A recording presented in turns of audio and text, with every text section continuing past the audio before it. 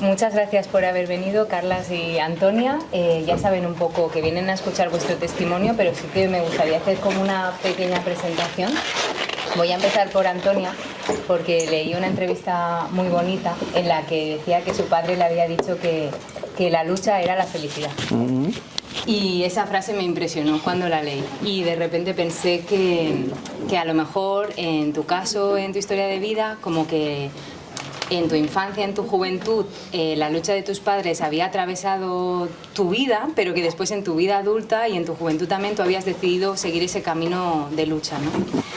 Y yo creo que es ella la que os tiene que contar el qué, pero sí que me parece que conecta mucho con lo que hemos estado hablando estos últimos días sobre la clandestinidad, sobre la ayuda, sobre esconder a personas, esconder a militantes, a gente que tuvo en casa.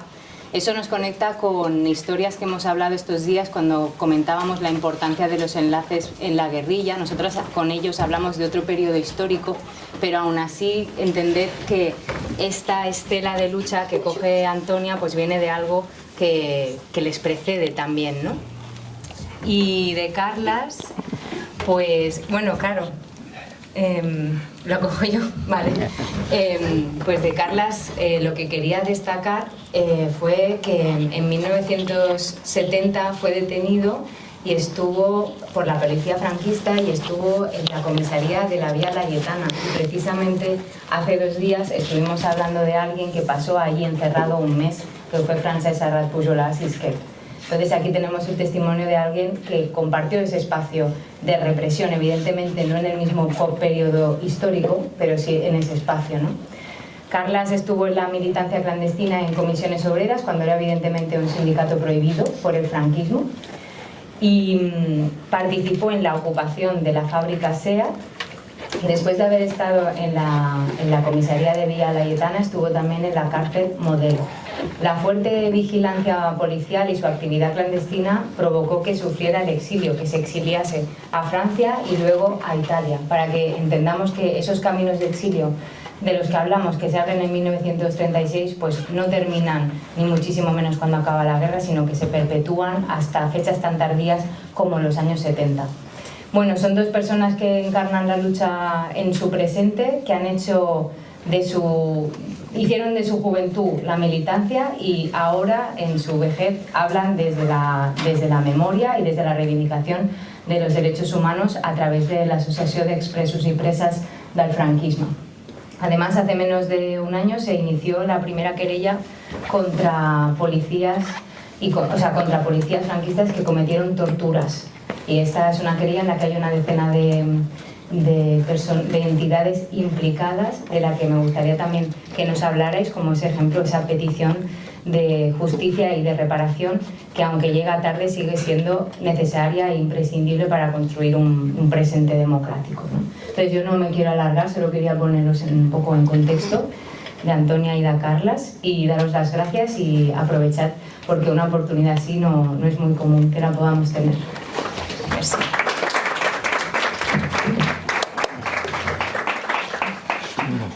No, empieza tú, empieza. Hola, buenas tardes a todos y a todas. Preséntate. Para nosotros es una oportunidad del trabajo que realizamos de memoria y de traspasar la memoria a las nuevas generaciones y este es un caso. Es un encuentro con jóvenes que tenéis la edad que nosotros teníamos cuando nos enfrentamos a la dictadura. Tenéis la edad de cuando nos implicamos en la militancia clandestina, lo único que hace más de 50 años. Estamos y formamos parte de la Associació Catalana de Persones Expreses Políticas del Franquismo, la Asociación de Expresos Políticos del Franquismo de Cataluña, de la cual Antonia es vicepresidenta y yo soy presidente. Es una entidad que tiene más de 50 años de historia, no es reciente. Nuestros predecesores fueron la generación de represaliados del franquismo de la guerra y de la posguerra, de esos momentos históricos que habéis visto en vuestra ruta al exilio. Ayer en el Maquis, nuestro secretario, que ya murió hace 5 años, Luis Martí Bierza, fue un maquis y lo detuvieron en la montaña, en el Pirineo, cuando entraba clandestinamente. Bien, pues de esa generación ya no queda casi nadie por razones biológicas y de edad, aunque todavía tenemos una socia de 100 años que está en una residencia, ya no puede ir a charlas, pero que fue una niña de la guerra, una niña refugiada del País Vasco, que ante los bombardeos de la aviación nazi en Guernica y en el País Vasco, su familia la envió fuera al exilio con otros niños, los niños de la guerra. Y esta niña acabó en Rusia, en la Unión Soviética, y acabó sufriendo el sitio de Leningrado. Es superviviente del sitio de Leningrado. Ahora veis Gaza, pero entonces, en plena Segunda Guerra Mundial, los ejércitos nazis aislaron Leningrado, hoy San Petersburgo, y la gente murió de hambre.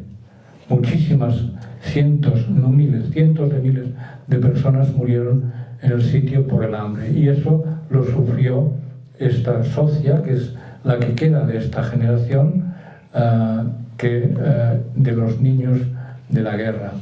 Pero bueno, lo importante de la actual, o uno de los aspectos importantes de nuestro testimonio, porque somos una asociación de personas que sufrieron la represión, que fuimos represaliados, pero también es una asociación de personas jóvenes que apoyan la labor de memoria democrática. No todos somos testimonios y somos mayores, también tenemos socios y en la propia Junta gente joven que está implicada en esta tarea de memoria democrática. Como el Sergi.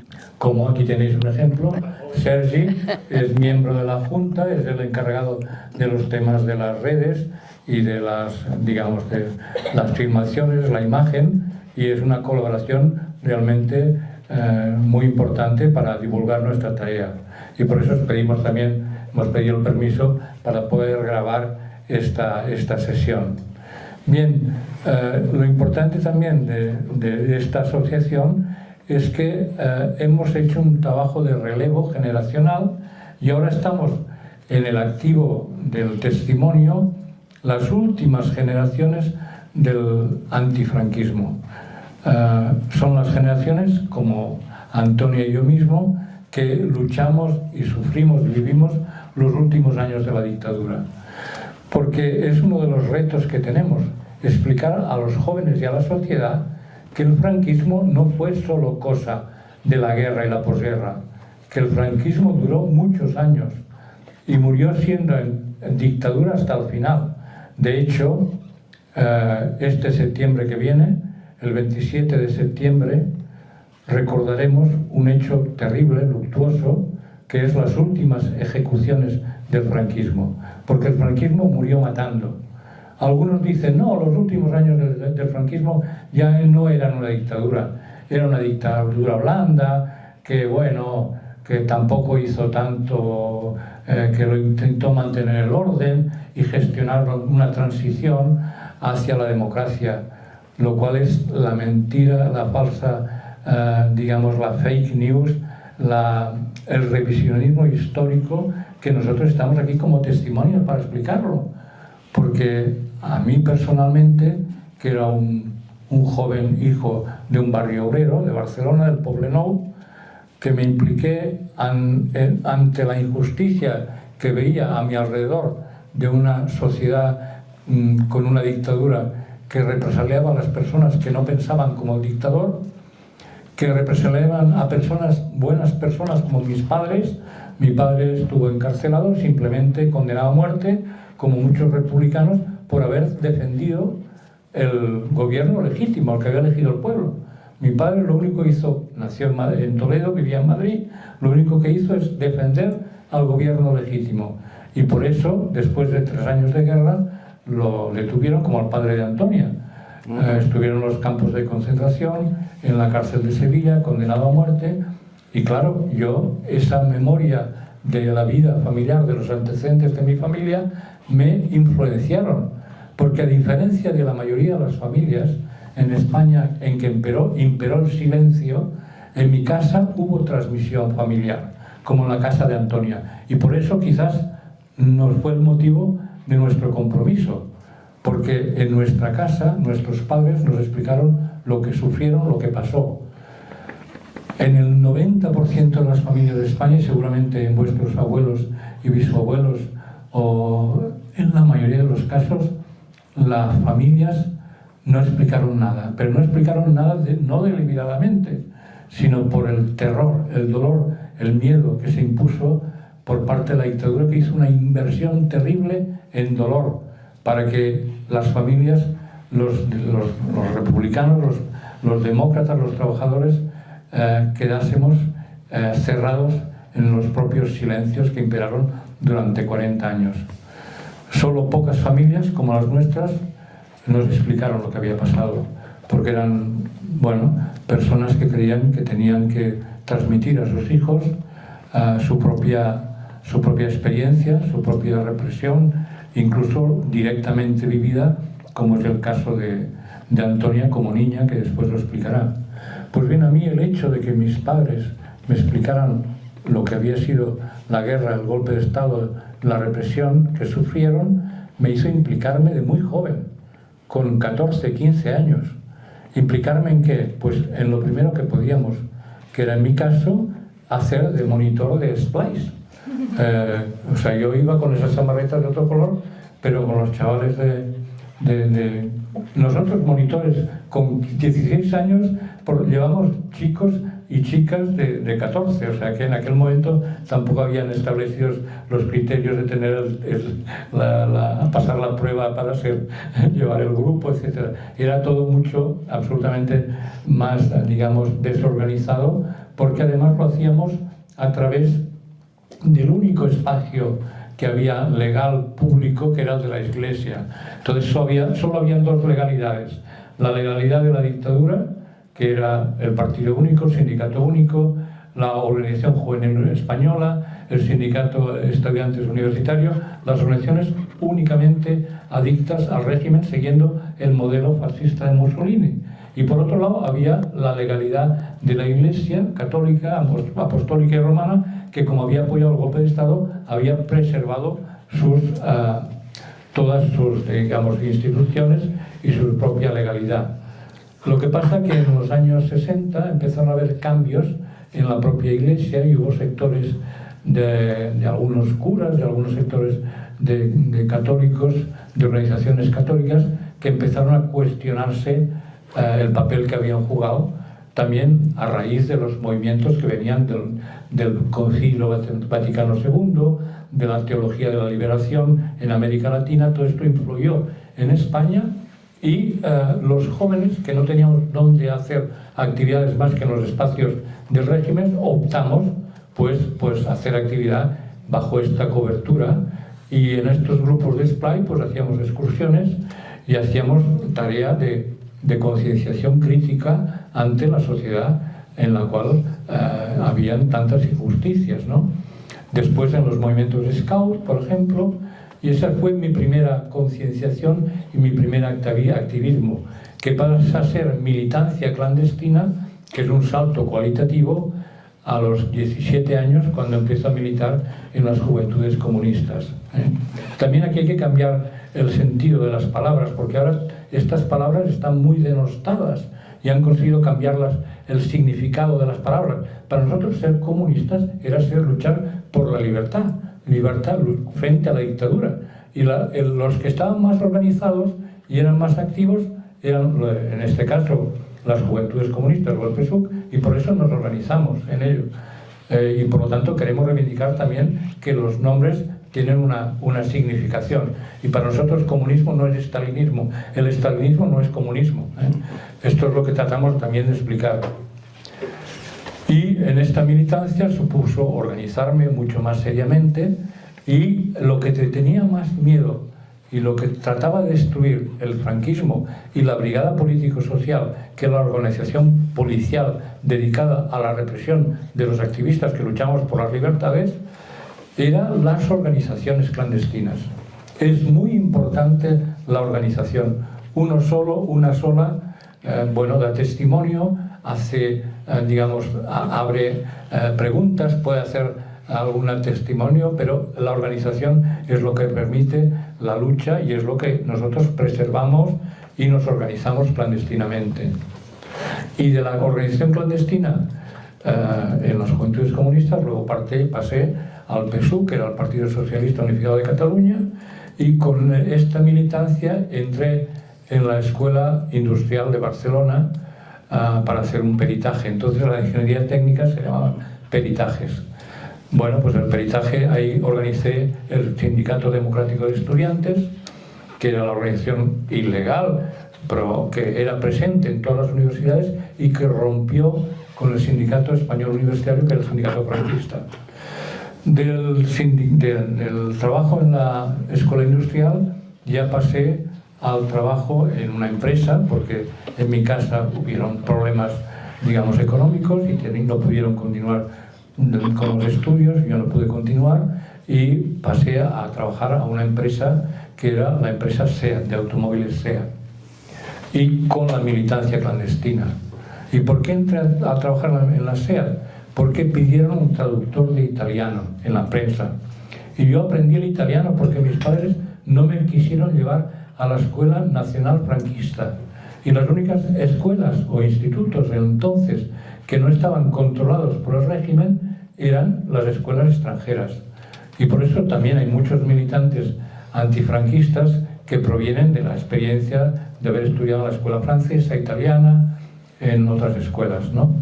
También había escuelas, digamos, no públicas que habían creado la sociedad civil con mucha dificultad para poder, por ejemplo, hacer escuela en catalán, pero eran escuelas pequeñitas y, digamos, con una presencia limitada. Bueno, pues yo, por este motivo político de mis padres que no quisieron que me adoctrinaran en la escuela, fui a la escuela italiana, aprendí italiano y por ese motivo entré a trabajar en la SEAT. Y claro, ¿qué pasa en la SEAT? La SEAT era la empresa más grande de España en un solo centro de trabajo. Era la empresa modelo del régimen franquista. Es la empresa que motorizó España. ¿Qué quiero decir? Que la empezaron a fabricar coches, primero para las élites en el año 50, 55, y poco a poco fueron ampliando hacia sectores más populares con pequeños coches como el SEAT 600 en el año 57, y bueno, con una gran producción cada vez mayor. Eso significaba que en este centro de trabajo de la zona franca habían casi 28.000 trabajadores y trabajadoras. Entonces la preocupación del régimen franquista era que no se descontrolara esta fábrica, que no fuera motivo de conflictividad laboral. ¿Y cómo lo intentaron? Pues con el máximo de control y represión. Control de todo tipo, contratando militares a la dirección de la empresa, contratando policía y guardias civiles como servicio de vigilancia, con personal que fue contratado para hacer de chivato y delatar a las personas que estaban implicadas en la lucha sindical. En fin, todo un seguido de medidas de control y de represión que, a pesar de ser tan fuertes y tan capilares, no consiguieron paralizar la lucha laboral, la lucha sindical. Y de hecho conseguimos movilizar a los trabajadores de SEAT y a las trabajadoras de SEAT ya desde el año antes de entrar yo en la SEAT, en el año 68, pero en el 71 hubo una gran movilización, una gran lucha por la reivindicación de la readmisión de los despedidos, como yo y otros que fuimos despedidos y detenidos por la actividad sindical. Y acabó con una ocupación en la fábrica el 18 de octubre de 1971, con la entrada de la policía a caballo y ametralladora.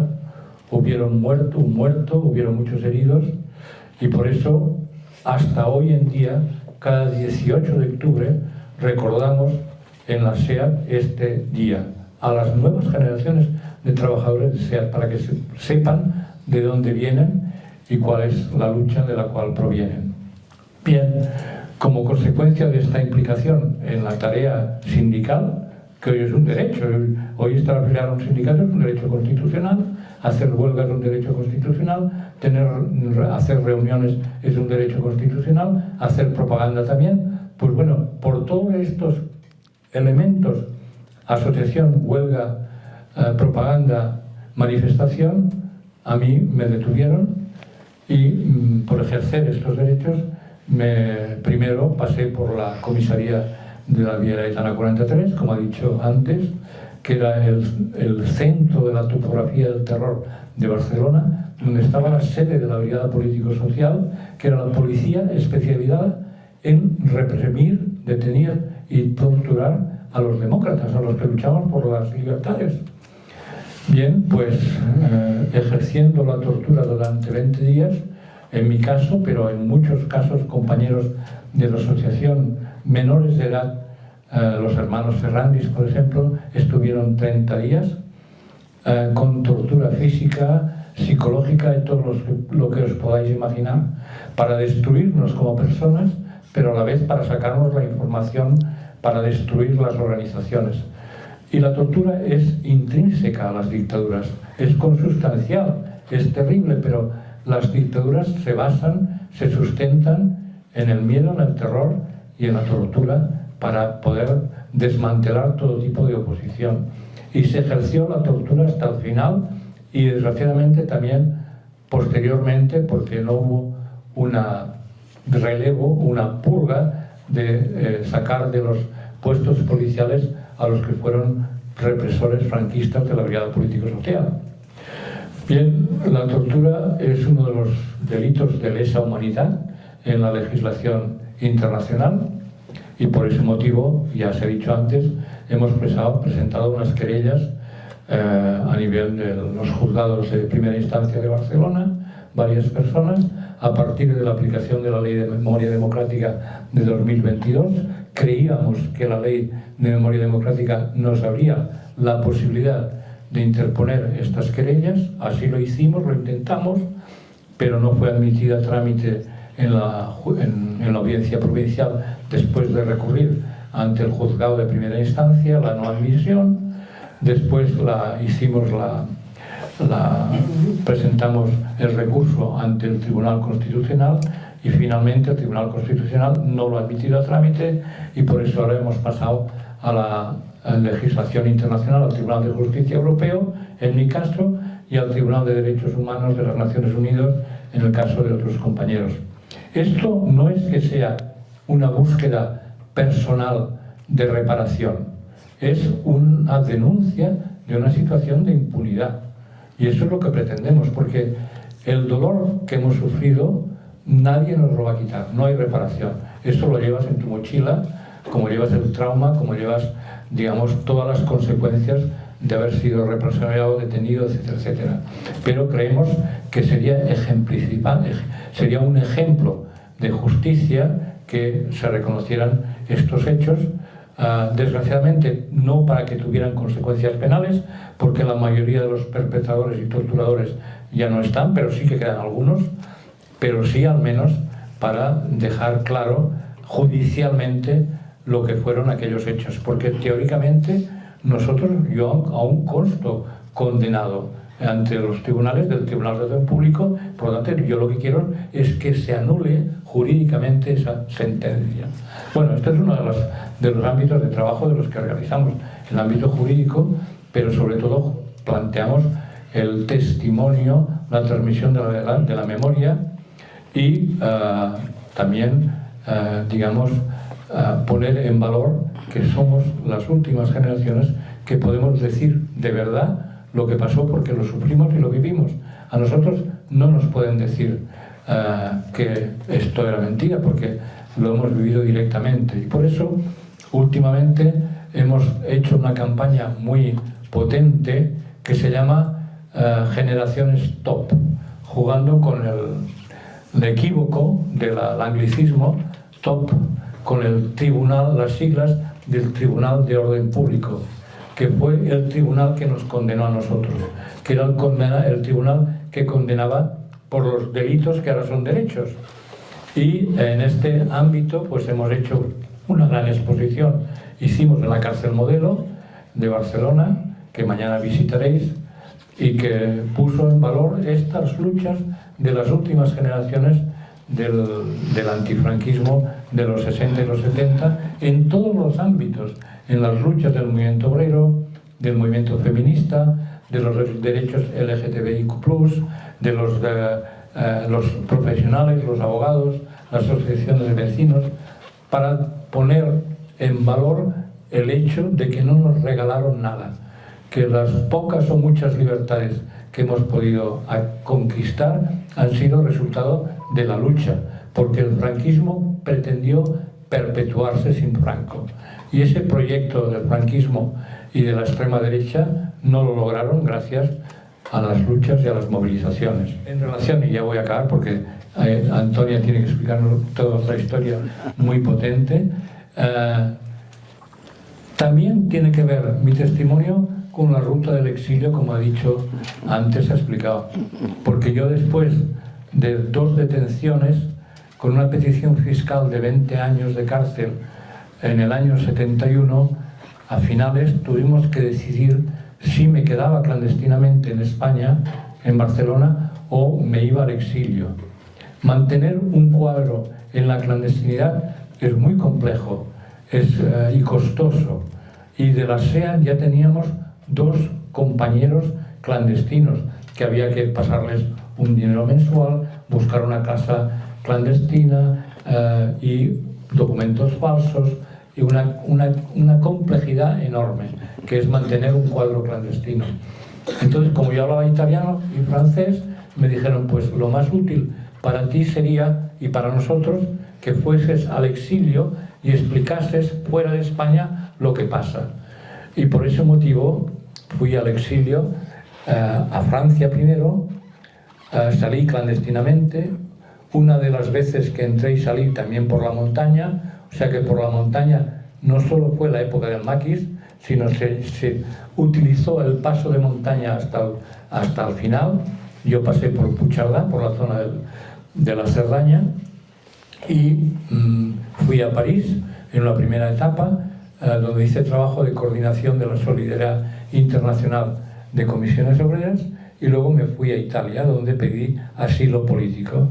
O sea que yo fui refugiado, exiliado también, y refugiado político, y por eso cabe recordar a las ciudadanías que los exilios son de ida y vuelta, pero pueden pasar en distintas circunstancias, igual que la necesidad de la solidaridad, y que muchos de nuestros familiares han también sufrido el exilio y han recibido la solidaridad de, por ejemplo, del pueblo francés, para todos aquellos que en el año 36, 39, porque el exilio comienza en los 36, cuando triunfa el golpe de Estado en las zonas de España en donde no triunfó, la República no pudo defender y fue el golpe de Estado triunfó. Por lo tanto, los exilios en España empiezan en el 36 en algunas zonas del Estado, pero que se han perdurado hasta los años 70. Y bien, yo tengo una gratitud enorme a sindicatos europeos, a ciudadanos europeos, a asociaciones europeas que se solidarizaron con los represaliados y los exiliados del franquismo. Y gracias a esta solidaridad yo pude reconstruir mi vida en Francia y en Italia y hacer una solidaridad de retorno hacia los compañeros y las compañeras que seguían luchando en el interior.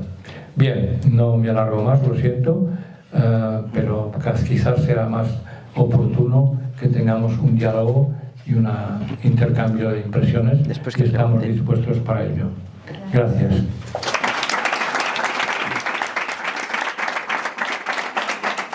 Bueno, yo intentaré ser lo más breve posible, porque lo que más interesa es que vosotros hagáis preguntas y sobre lo que habéis escuchado y después nosotros podamos, creo que a mí siempre me gusta más que me preguntéis y sobre las preguntas desarrollar la intervención, pero os diré en grandes rasgos mis vivencias. Yo soy una niña de las prisiones franquistas.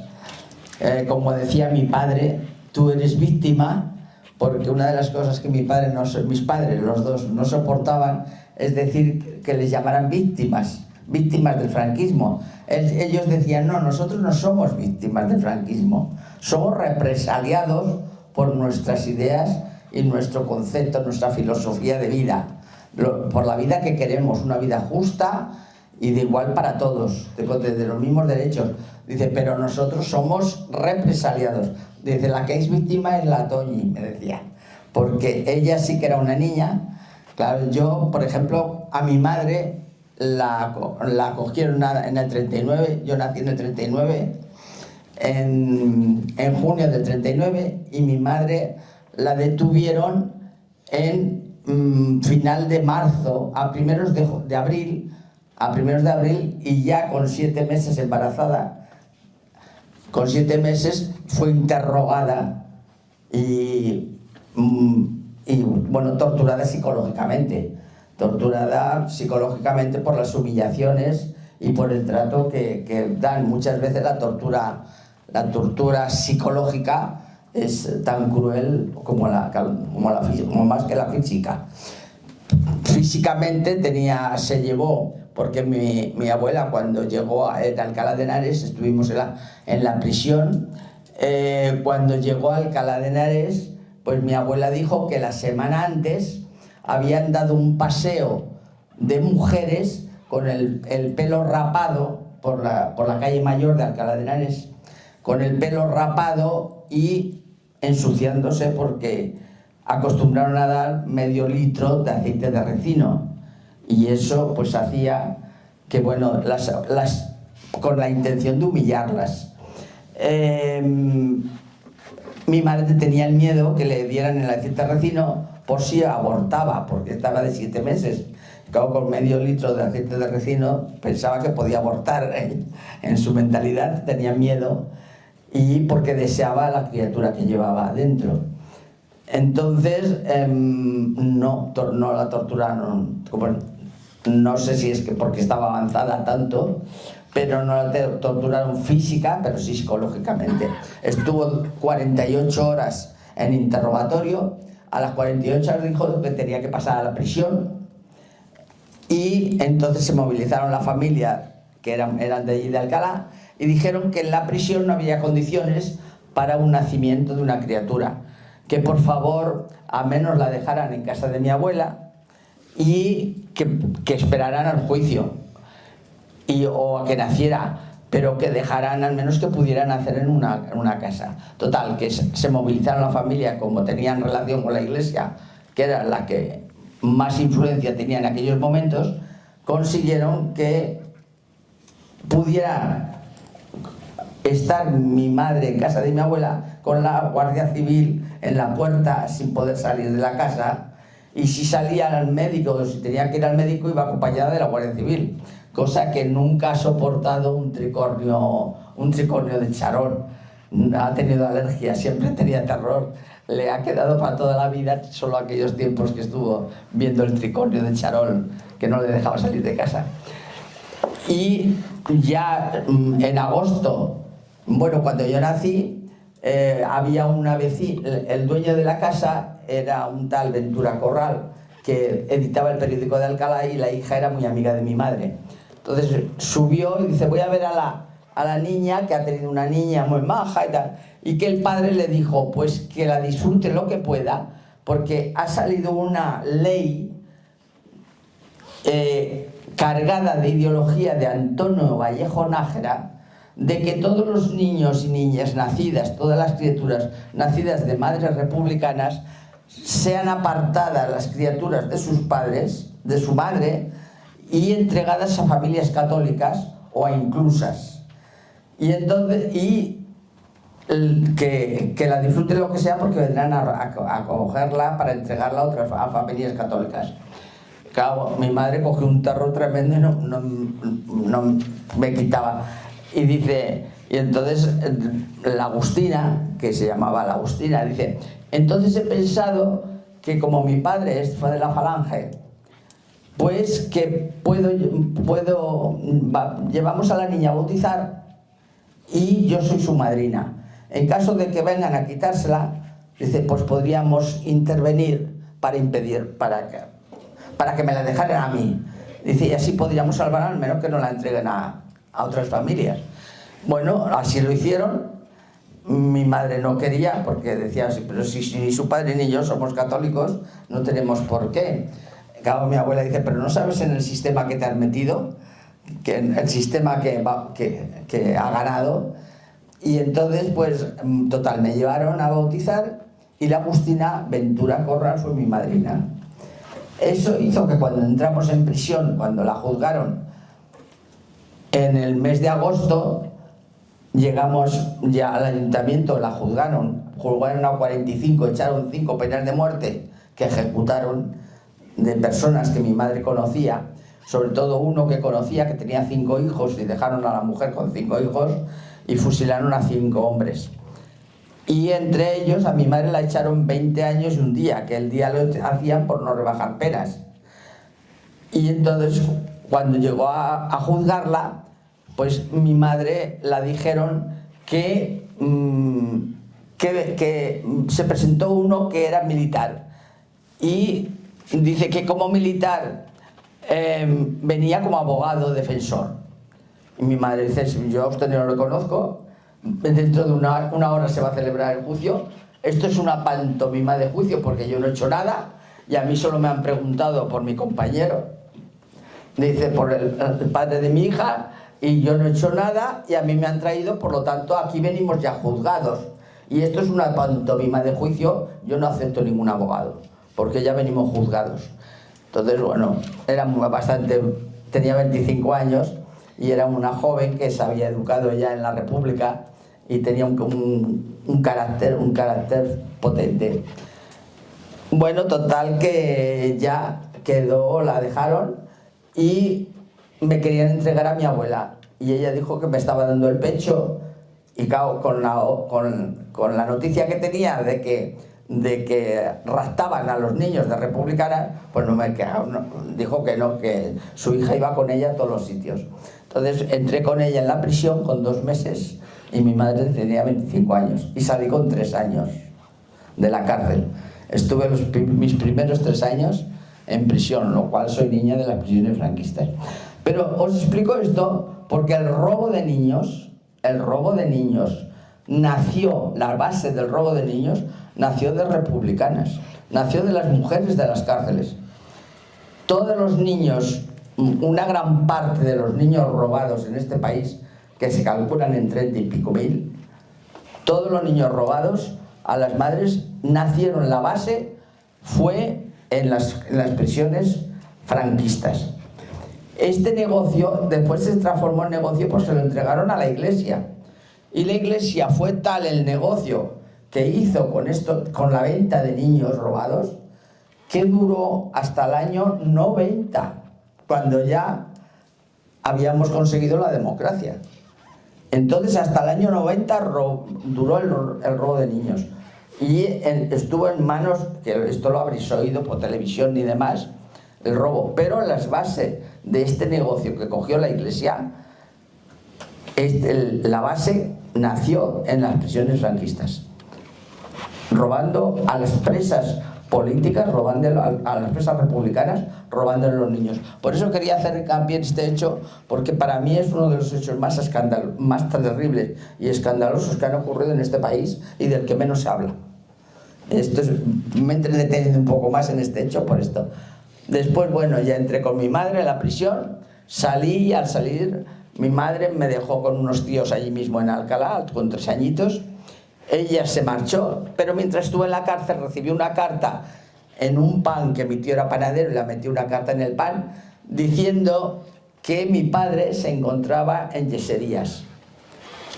Y en la cárcel le explicaba por las cárceles que había pasado. Cuando mi madre la estaban interrogando en Alcalá, a mi padre le estaban torturando en Murcia, porque le cogieron en el campo de concentración de Albatera cuando iba a salir en los barcos que salieron, y salió el último barco y no llegó él, y le cogieron entre los 30 y pico mil que había en el campo en el puerto de Alicante. Uno los llevaron a Albatera y otro al campo de concentración Los Almendros. Mi padre le llevaron al campo de concentración Albatera, llevaba su clarinete porque él era músico, su profesión era músico, le robaron el clarinete, toda la documentación, y de allí, al robarle la documentación, descubrieron que estaba en el campo de Albatera. A los 3 meses de estar en el campo de Albatera, lo llevaron a Murcia, estuvo un mes torturándolo, los militares y la Guardia Civil, y después le juzgaron y le echaron condena de muerte. Al ponerlo condena de muerte, lo juzgaron en Murcia en el año 40, le pasaron a la prisión provincial, que ahora es lugar de memoria. Nos dieron la alegría de que lo han conseguido los murcianos, ser lugar de memoria, que es muy bonita, la cárcel provincial de Murcia. Y allí mi padre estuvo 6 meses en celdas de castigo de muerte, en celdas de condenados a muerte, 6 meses esperando que le sacaran a matarlo.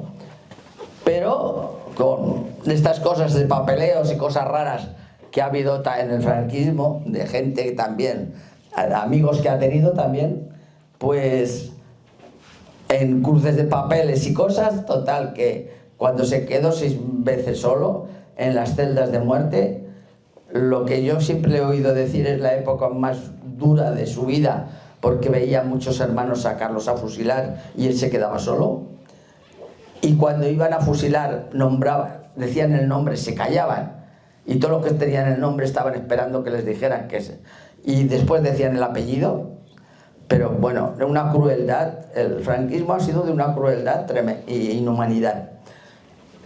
Después salió de las celdas de muerte, le trasladaron a Valencia, y en Valencia, como consecuencia de las palizas que le habían dado, empezó a tener derrames por abajo y por arriba, y se les iba. Como no había condiciones en las cárceles, se moría.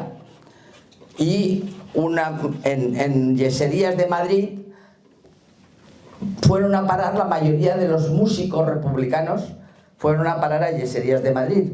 Entonces el director de yeserías le gustaba mucho la música y cogió a uno que era director de orquesta y le dijo que organizara una orquesta allí porque había mucho músico y que tenía mucha ilusión en que hubiera una orquesta en yeserías. En la cárcel. En la cárcel de yeserías. Organizó la orquesta. Entonces el Ester dio la casualidad que era comunista, que era conocido de mi padre, y se enteró en qué condiciones estaba mi padre, que se marchaba, que moría en la cárcel. Y le dijo al director de yeserías: tenemos un clarinete muy bueno en Valencia, en San Miguel de los Reyes, en Valencia, tenemos un clarinete muy bueno. Si usted lo reclama, ya tenemos la orquesta completa, porque todos los demás ya los tenemos aquí. Dice, pero nos falta un clarinete. Dice, si usted lo reclama, pero claro, era con la intención de salvarle la vida. Y entonces el director de yeserías lo reclamó. Cuando llegó mi padre a yeserías, le pusieron porque era la única cárcel de España que tenía una enfermería hospital muy buena, el único que tenía en muy buenas condiciones. Allí estuvo 2 meses en el hospital y ya consiguieron curarle. Bueno, pues curarle no, porque quedó toda la vida destrozado por dentro, pero consiguieron recuperarlo y participó en la orquesta los 5 años después que estuvo de cárcel. Participó en la orquesta. Pues al estar allí en yeserías nos mandó la carta. Se enteró que nosotros estábamos en la cárcel de Alcalá, mi madre y yo en la cárcel de Alcalá y mi padre en yeserías. Y entonces se enteró. Por este motivo fue por lo que nos enteramos que mi padre... Claro, mi madre estuvo pensando cuando al salir de la cárcel ponerse a trabajar en Madrid y atender a mi padre. Y para eso a mí me dejó con la familia. Con lo cual yo después fui a visitar a mi padre, pero por circunstancias que serían largas de explicar, no podía decir que era mi padre, porque al volver a Alcalá, que la familia no se enterase que mi padre estaba en la cárcel, no podía decir que era mi padre, me dijo que era un amigo de la mamá. Esto hizo que yo a mi padre, y después a mi padre, cuando le pusieron en libertad, que estaba con la condena de muerte, conmutado de la pena de muerte, le pusieron en libertad y le desterraron a Barcelona. En el año 47 le desterraron a Barcelona a mi padre. Al desterrarle a Barcelona, a mí no me dejaron ni verle ni nada, con lo cual yo conocí a mi padre después con 16, a vuestra edad, con 17 años. Aquí en Barcelona cumplí los 17 años. O sea, todo esto me lo salto de lo que pasé allí. Lo que sí os digo, un pequeño detalle, es porque yo estaba con mis tíos viviendo y con 12 años, yo en Alcalá estuve hasta los 15 años. Entonces con 12 años escuché a mi tío, escuchaba La Perineca. ¿Qué es una? La Perineca era una radio que estaba en Rumanía y transmitía todas las noticias de España, como había la clandestinidad, las noticias de lo que pasaba en España. Entonces, allí en casa de mi tío, yo le oía a mi tío que ponía La Perineca. Y en La Perineca oí una campaña en el año 51, una campaña de una huelga muy fuerte que había aquí en Barcelona. Y en esta huelga había un señor que se llamaba Gregorio López Raimundo, que era el secretario general del PSUV, y le estaban torturando salvajemente en la Vía Laietana. Tan salvajemente que estuvieron un mes torturándole salvajemente. Y esto lo decía La Perineca. Y yo con 12 años estaba escuchando lo que no me podía pensar, que este Gregorio López Raimundo sería mi segundo padre después, cuando yo viniera a Barcelona. Entonces, de estas coincidencias que te da la lucha, que después conoces a gente maravillosa. Ya todo aquello, ya me vino, mi padre ya el trasladado a Barcelona, aquí en Barcelona se consiguió hacer la vida, se dedicó al comercio porque con la música no le daba para vivir, ni para mantener a la familia, ni para la música, el arte, para el franquismo. Sabéis que todo la cuestión cultural y de arte, pues no se ganaba la vida uno con... y además todos los que esto eran los sospechosos. Y bueno, se calcula 24.000 los profesores que apartaron de sus puestos, cubriéndoles con las monjas y los monjas y falangistas y todo. Pues yo solo fui a colegio de monjas y falangistas y eran fatales. O sea que para mí el colegio público del franquismo, pasemos un tupido velo porque es innombrable, era horrible. Dice, la máxima que decían, la letra con sangre entra, y la aplicaban. Pero yo la niñez no tengo ningún buen recuerdo de mi niñez. Entonces, bueno, porque fijaros, hija de republicanos, niña sola allí, con los padres en las prisiones y en un sistema dictatorial franquista, fascista. Podéis haceros una idea, no hace falta ni comentario. Ya pasa, llega mi padre, le conozco, está apenas una semana en el mes de marzo, final de marzo, y me vengo con él para Barcelona. Nos venimos, mi madre y yo, nos venimos a Barcelona. Ya en Barcelona, pues empiezo, enseguida que llegué, me puso en un instituto para estudiar, porque hasta entonces no tenía buenos colegios, y en el instituto para estudiar conseguí el peritaje mercantil, porque como tenía el negocio de mi padre, digo, pues bueno, no que me guste mucho, quería ser maestra, pero como tenía el negocio, pues estudié para comercio. Entonces estudié el peritaje mercantil allí en Pueblo Nuevo, y escribiendo ya en Pueblo Nuevo, escribiendo a máquina, aprendiendo a escribir a máquina, empecé a hacer octavillas, Libertad, Amnistía y Estatut d'Autonomia. I ja empecé el català a l'escola, i volem el català i tot això. Aleshores ya comencé a la lucha, nada más llegar a los 17 años.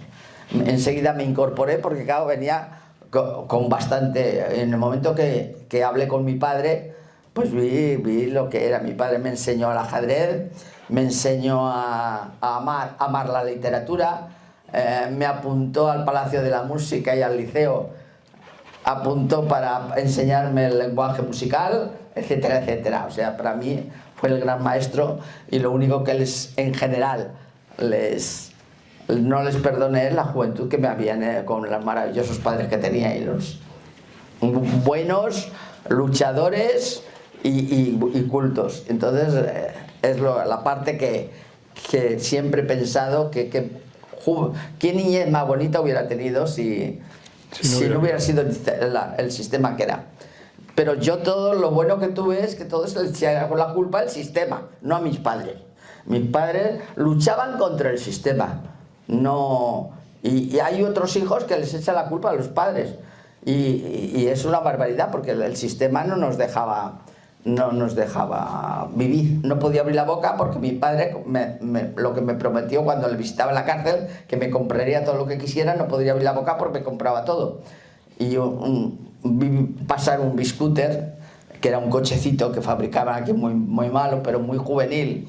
Digo, uy, qué mono. Y la semana siguiente lo tenía. Digo, pero ¿por qué me compras un coche si no tengo carnet? Dice, bueno, pero este coche te lo compro para enseñarte, para la Barceloneta, para enseñarte a conducir, dice, y que te lo puedas. Pero claro, el carnet necesitaba con las mujeres el servicio social para el carnet. Para tener una cuenta corriente en el banco necesitábamos el servicio social. ¿Y el permiso? Y el permiso del padre. O del marido. Padre, marido o hermano. Tenía que ser un hombre. La mujer no teníamos derechos ningunos en el sistema franquista. Entonces, tanto es para sacarte el pasaporte. Por ejemplo, yo me puse a jugar al ajedrez oficialmente y quedé subcampeona de Cataluña. Y en el 69 quedé subcampeona de España, en el 69. Me quedé clasificada para jugar el internacional en Yugoslavia. Bueno, pues no pude salir porque no tenía servicio social. Y como no tenía servicio social, no me hacían el pasaporte. Entonces me dijeron que hiciera un papel que jurara que cuando volvería lo haría, como juramento. Yo no podía jurar en falso porque yo no podía hacerlo. No es que no podía hacerlo, no quería hacerlo, porque era aprenderte el nacionalcatolicismo, es la teoría fascista del nacionalcatolicismo. Entonces, claro, yo no quería. Todavía la teoría lo hubiera, porque era atender a hospitales o a otros lugares. 3 meses, pero los 3 meses de teoría me hubieran suspendido, era una tontería. Entonces, bueno, por ejemplo, conducí 8 años sin carnet de conducir. ¿Por qué no te sacan? Porque compró un 600 mi padre, después del biscooter compró un 600, el biscooter le llevé sin carnet de conducir. Y después compró un 600 y también le llevé sin carnet de conducir. No des mal ejemplo ahora. No, pero ahora no están en... Ahora ellos pueden aprender sin el servicio social. Pero quiero decir que además no era aquellos tiempos, porque no había el tránsito, apenas había coches, y la policía cuando pasaba en la Barceloneta, pasaba por delante de la jefatura de policía, que lo sabían, porque teníamos negocio de helados en la Barceloneta y una zapatería en Pueblo Nuevo, y tenía que ir con el coche de un barrio a otro, y cuando pasaba por la jefatura la policía me hacía así con la mano, porque sabían que no llevaba el carnet, pero como sabía que conducía bien, pues me dejaban y no había mucho tránsito. Bueno, hacía la vista gorda. Bueno. Pero hasta que me cogieron, y cuando cogieron, pues bueno, lo solucionaron con una multa, porque lloramos un poco. Mi padre le dijo, era un capricho que cuando tienes una hija joven, pues y uno de los motoristas, que era guardia civil, dice, sí, porque mi hija también tiene 18 años y me coge la moto también de vez en cuando. Entonces nos arreglaron con una multa. Pero bueno, todas estas cosas os lo cuento porque en realidad la mujer estábamos doble reprimidas. Era por el sistema y pues claro, yo me tenía que entregar totalmente a la lucha. Y la verdad es que siempre, y a mi padre siempre he oído como ha dicho la Ana, mi padre, pues yo siempre lo digo cuando me preguntan los periodistas o cualquiera que me pregunte, digo, el que no lucha no es feliz. La lucha da la felicidad.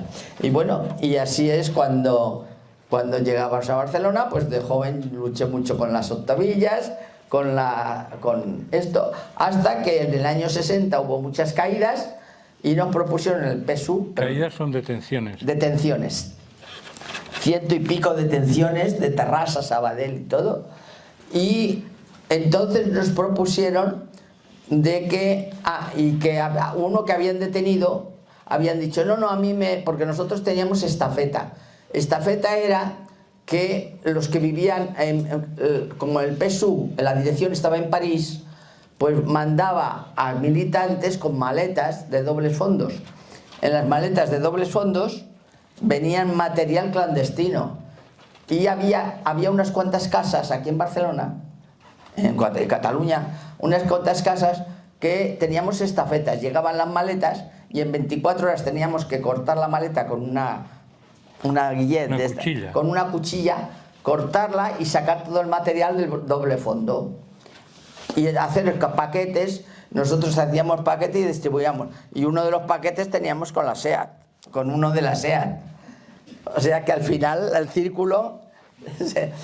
Y uno teníamos con la SEAT, otro con la universidad, otro con la central de comercio enfrente de la estación de Francia. Y así teníamos unos 5 distribuidores. Y uno de los distribuidores los detuvieron en aquella caída. Y dijo que él no sabía de nombre, pero que sabía que le entregaban un paquete de material un viejo y una joven. Un viejo y una joven, pues éramos mi padre y yo, que íbamos siempre juntos a dar los paquetes clandestinamente. Entonces nos avisaron, dice, ha cantado en la comisaría que él se veía con un joven, un viejo y una joven, que eran los que le daban el paquete, y un paquete con materiales. Y entonces dijeron, quedaros en casa y no romper, no salgáis. Entonces a los 3 meses de esto, que no nos movimos, a los 3 meses nos vinieron a proponer que toda la dirección, yo tenía 21 años, que toda la dirección de París, del PSU, quería venirse clandestinamente a vivir a Barcelona clandestinamente. Pero esto hacía que las personas tenían que tener unas condiciones de seguridad 100%, reunir, y si estaban dispuestas para ello. Claro, mi padre y mi madre encantados, porque mi padre y mi madre, yo tenía 21 años, entonces me tenían fija en casa. Ellos dicen, sí, conmigo, nosotros contar. Dice, pero a la Toñi nosotros no le decimos, con 21 años que tiene, no le decimos que no puede tener amigos, que se ha de apartar de toda la gente, que se ha de pasar por burguesa, porque teníamos el negocio. Entonces, y teníamos coche, en aquella época vivíamos con cierta... Dice, y a ella no le podemos decir, con esa edad, con la edad que tiene, que se tiene que apartar de todo. Dice, yo no me atrevo a... Y mi padre dijo, yo no se lo digo. Entonces, bueno, hubo un compañero que vino y habló conmigo. Me planteó la cosa, pero me la planteó de forma que vendrían todos aquí. Claro, yo como había tantas huelgas, en la SEAT y en todos los sitios, digo, pues si vienen los de Francia, en 2 días vamos a echar a Franco.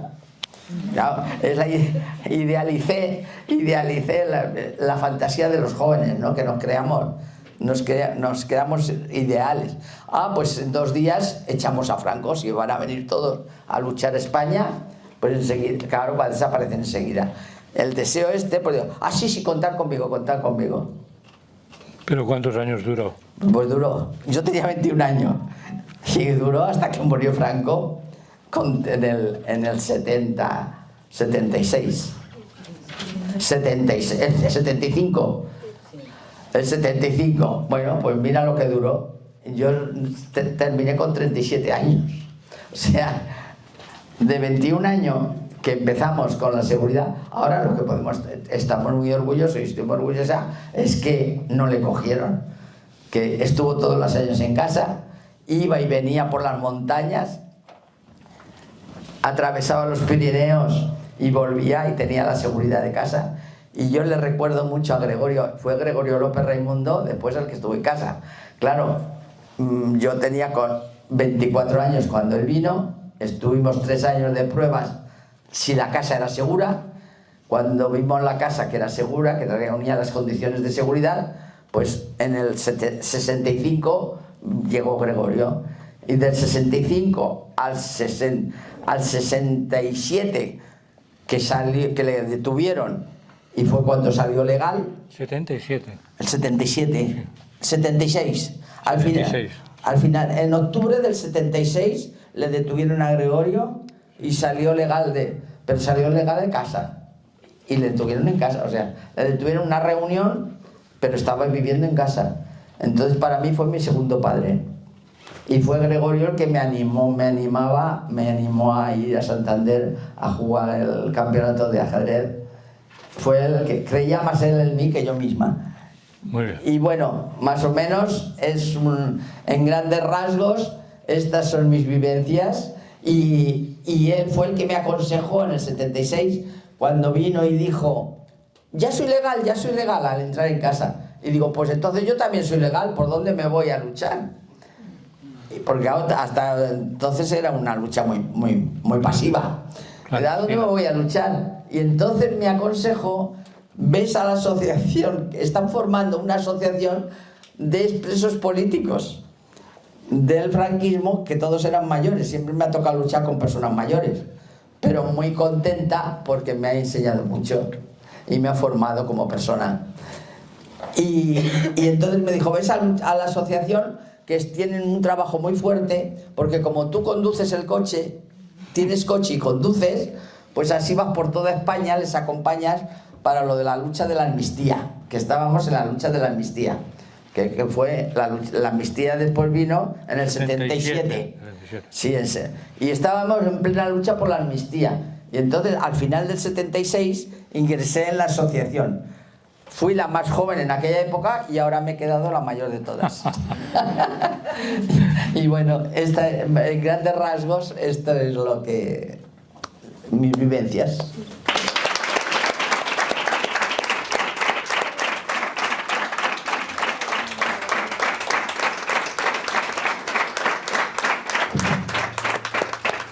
Muchísimas gracias. Bueno, muchas gracias. Yo no voy a hablar ahora. Yo lo que quiero es que aprovechéis este ratito Si quieren preguntar. para preguntar, ¿vale? Entonces, de lo que os han contado, lo que queráis. Sí, habláis alto y así no tenemos que pasar el micro, y el micro se lo quedan ellos, ¿vale? Cuando te torturaban, ¿cómo decidían cuándo te soltaban o no? O sea, ¿era cuestión de ya les habías soltado la información que querían o ya cómo iba? Es difícil explicar estas cosas y de hecho a algunos nos toca explicar esto porque otros han quedado y otras tan traumatizados que no han hablado nunca. De hecho, hay algunas personas de la asociación que hasta hace poco no han explicado que también habían sido torturadas. Conchita, la compañera Conchita. Y bueno, pues hemos de hablar por los otros.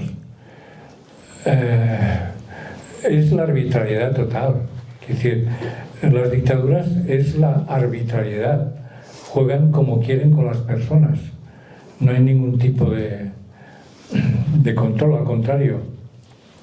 El propio sistema le interesa crear esta incertidumbre, este miedo, esta sumisión ante situaciones como las que supone a quedar encarcelado y bajo tortura. Y la tortura es instrumental, sobre todo, para sacar información, como he dicho antes, y para humillarte y destruirte para que no vuelvas a implicarte.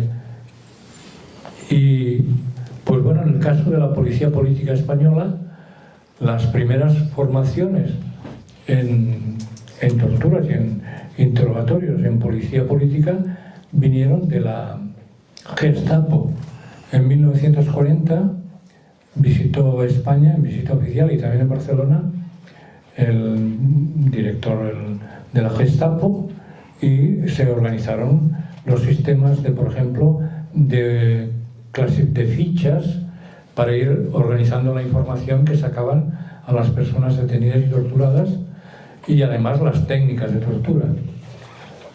Pero bueno, en aquellos años, como no había una presión internacional hacia España para que más o menos no hicieran barbaridades, estaban los fascismos triunfantes en Italia y en Alemania, empiezan a retroceder en el 43, después de la batalla de Stalingrado, en el 45 se acaba la guerra y se derrota el nazismo, y bueno, hay un cierto repliegue, una cierta prudencia del franquismo en esos años finales de la guerra, con el triunfo de las democracias y de los aliados, pero a la vista de que los propios aliados no continúan ni intervienen en España para acabar con la dictadura fascista que nació con el apoyo de Hitler y Mussolini, pues se vuelven a embalontonar, y excepto un periodo del 44 al 46 que baja un poco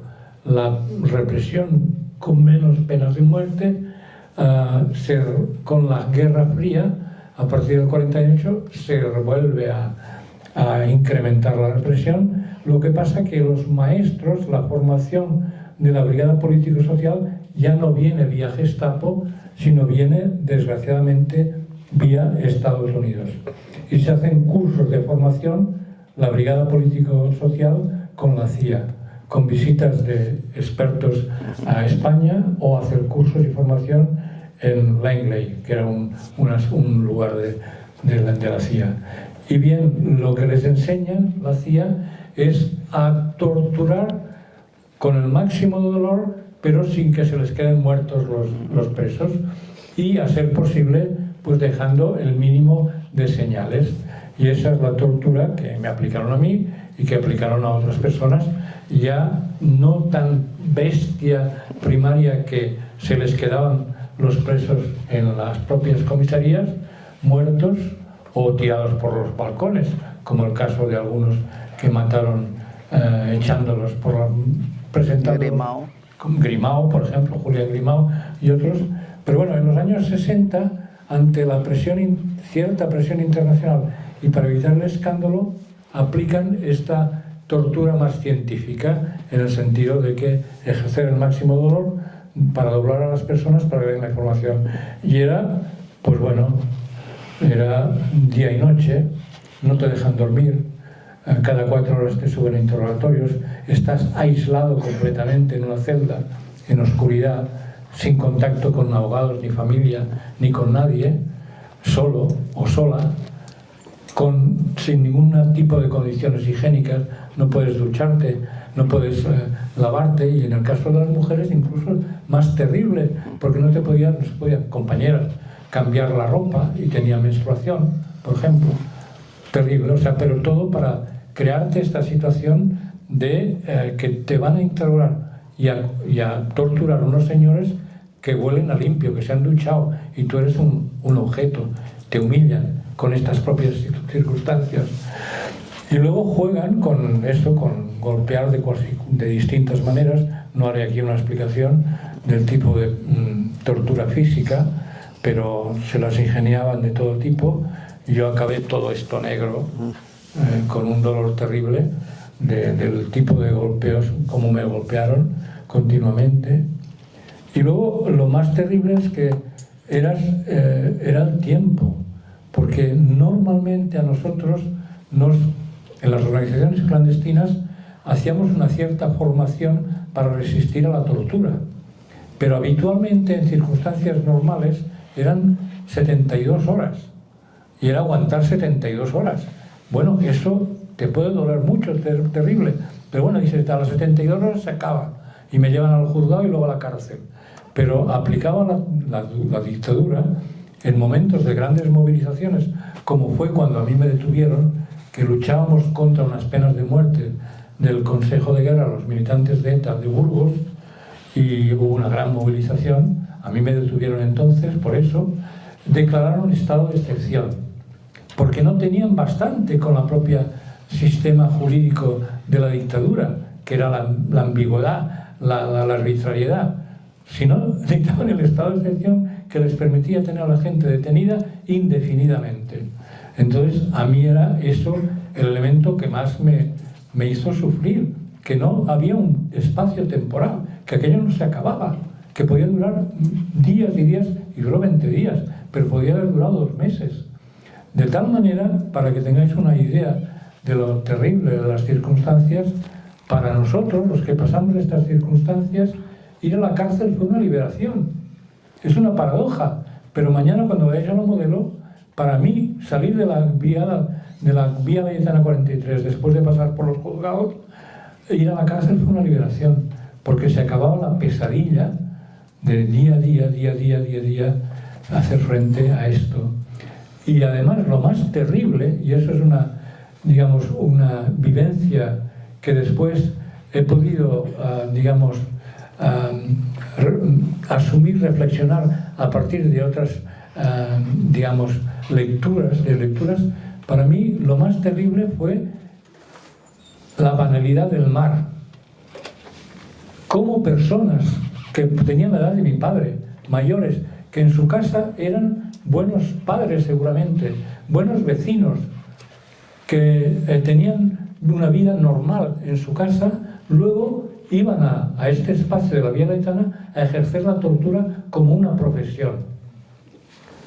Y esto es muy terrible. Bueno, es el elemento que analizó la reflexión de Hannah Arendt respecto a Eichmann. Eichmann era un ciudadano normal, que obedecía órdenes, y sus órdenes las hacía muy bien, que era aplicar toda la logística del exterminio, pero lo asumía como una profesión. Pues estos señores torturadores lo ejercían como una profesión, y luego salían a su casa a tomar un café al bar de enfrente y a jugar a las cartas, y volvían después a las 4 horas a continuar torturando.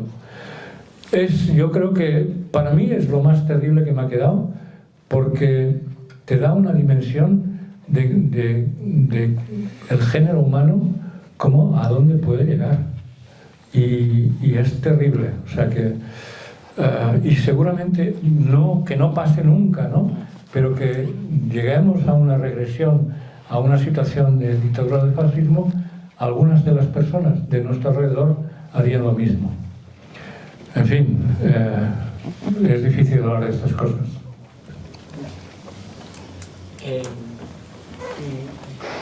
Tengo una pregunta yo para Carles y otra general, que es, Carles, como miembro del Partido Comunista Español y persona que fue arrestada por la Brigada Político-Social, cuando sucedió la muerte de Enrique Ruano, ¿sintió usted algún tipo de miedo más real de poder ser el siguiente? Y la pregunta general es que ¿dónde estaban ustedes cuando se enteraron de la muerte de Franco? Bueno, Ruano, yo no estaba en la cárcel, estaba militando en el Sindicato Democrático de Estudiantes, porque a él lo mataron antes. Es esos casos de simular un suicidio, ¿no? Y evidentemente una indignación total. Entonces por eso nos movilizamos mucho cuando tratábamos de impedir ejecuciones, penas de muerte. Salvamos a los del juicio al proceso de Burgos, y yo eso lo viví bajo la tortura. Me estaban torturando, yo estaba en la Vía Layetana cuando conmutaron la pena de muerte, y la policía todavía se encarnizó más porque lo vivió como una derrota, como una rabia terrible. En cambio no logramos que no ejecutaran a los últimos, que fueron el 27 de septiembre de 1975, ahora hará 50 años. Y yo, la muerte de Franco, estaba en el exilio, o sea que la viví en el exilio y por lo tanto en libertad. Y pude compartir esa alegría con mis compañeros y compañeras. Yo en aquel momento estaba trabajando en el sindicato italiano y con ellos compartí, también con muchos mayores brigadistas internacionales que vivían en sus países. En Italia yo conocía a muchos brigadistas internacionales italianos con los cuales organizábamos la solidaridad con los presos políticos en España, y con ellos también vivimos un momento de alegría por la muerte del dictador. Yo sé, porque me lo explicaron mis compañeros después, que en España muchas familias tenían guardado el cava en la nevera para Todas. hacer el brindis, que supongo que sería lo que tú hiciste, ¿no? Todas teníamos la botella. Todos tenían la botella de cava y además aquí en Cataluña se agotó el cava.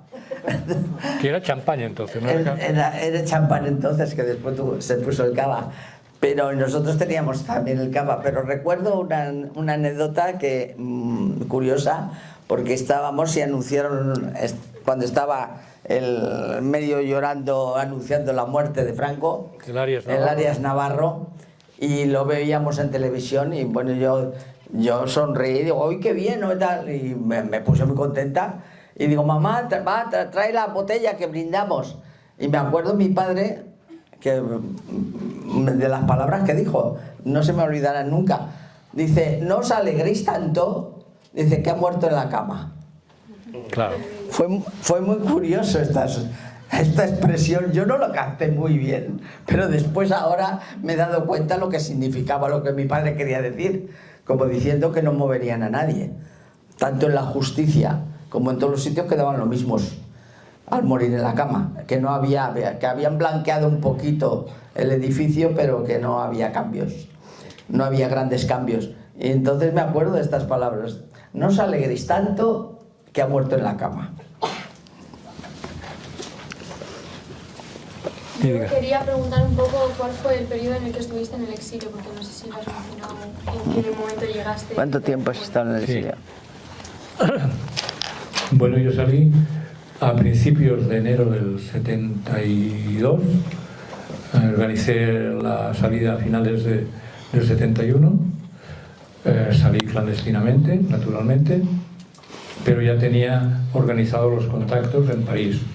Entonces en París había una gran logística de acogida de los represaliados y los exiliados, gracias a una gran colonia de exiliados de los años 39, de la posguerra, que continuaron ayudando solidariamente y que fueron un soporte importante de la logística, de la acogida de los antifranquistas en Francia, y concretamente, por ejemplo, en París había un centro que se llama Centro de Información y Solidaridad con España en el barrio latino, que fundó Marcos Sana, el preso político que más años seguidos estuvo en las cárceles, y cuando salió en el exilio coordinó un poco la solidaridad. Yo coordiné la solidaridad sindical en la Delegación Exterior de Comisiones Obreras, que estaba en la Mairie de Montreuil, a las afueras de París, con el apoyo de los sindicatos franceses, y que lo que hacíamos era informar a los sindicatos del mundo lo que pasaba en España, y también canalizar la solidaridad también económica de los sindicatos y de los emigrantes españoles.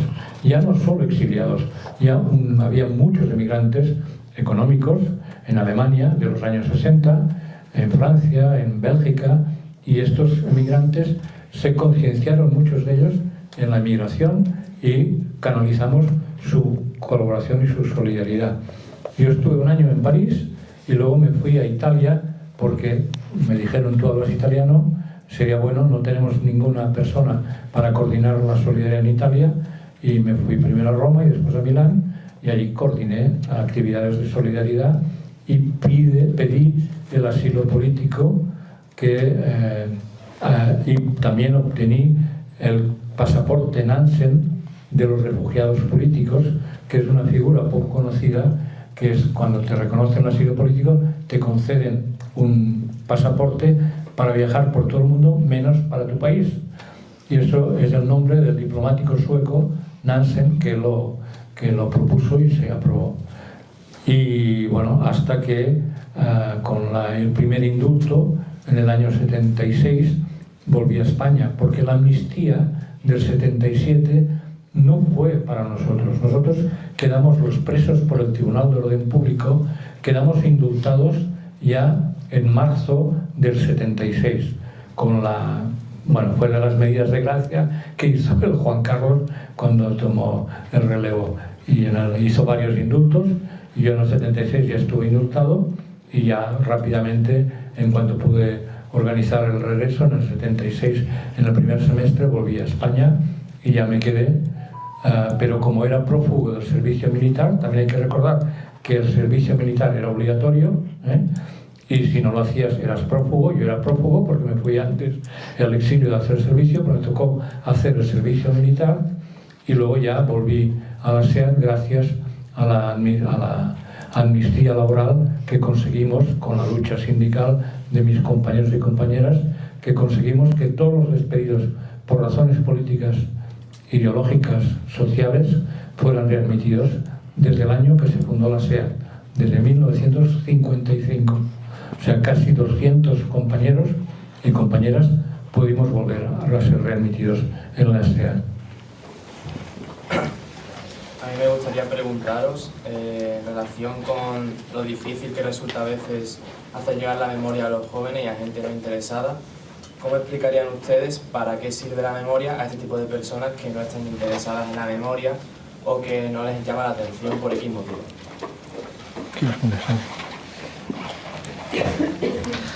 Bueno, yo llevo mucho, desde que estoy en la asociación, que he ido a colegios y he hablado con los jóvenes, y yo creo que la memoria, sin memoria no hay vida, o sea, no hay futuro, no hay presente ni futuro. Quien no quiere saber nada de la memoria, de conocer la historia de sus antepasados, como dice la canción de Raymond, sin orígenes no hay identidad. Entonces el que piense que si no conoce bien su árbol genealógico, la historia de sus padres y abuelos, que puede formarse, es difícil. No hay. La memoria es imprescindible en la cultura y en la educación y la formación de la persona. Y yo creo que sin memoria volverán a repetirse, ya se repiten de por sí, pero yo creo que todo lo que está pasando es precisamente por haber abandonado las nuevas generaciones, haber abandonado todo lo que ha pasado. Si hubiera habido una buena pedagogía en toda Europa, no hablamos de solo de nuestro país, en toda Europa ha habido una buena pedagogía de la historia del país, de los países y de todo lo que ha pasado, es imposible que estuviéramos viviendo lo mismo en muchos países, lo mismo que se está viviendo, que hemos vivido, y es necesario. Una de las cosas que te cuentan, por ejemplo, la historia de los reyes católicos, y qué cantidad de historias que no te interesan, y en cambio la historia de nuestros padres y abuelos nos la prohíben de contar, nos prohíben de decir cuando la tenemos, cuando es nuestra propia vida, es nuestro ser, es nuestra forma de formarnos y el por qué vivimos, y en fin, y eso, y ser las personas de presente y de futuro.